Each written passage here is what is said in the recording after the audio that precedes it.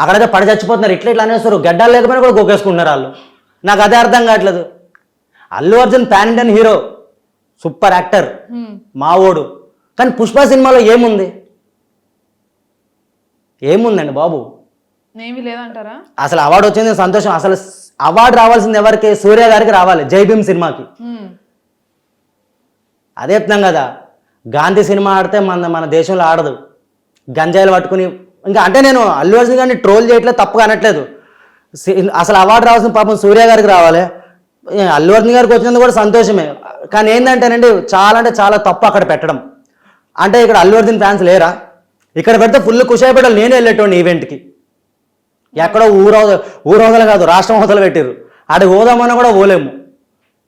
అయితే మీరు ఇప్పుడు ఒక మాట అన్నారు, జై భీమ్ కి రావాలి అవార్డు, బట్ పుష్పలో ఏముంది, పుష్పకి వచ్చింది బట్ హ్యాపీ అన్నట్టు మీరు హ్యాపీ అంటేనండి, జై భీమ్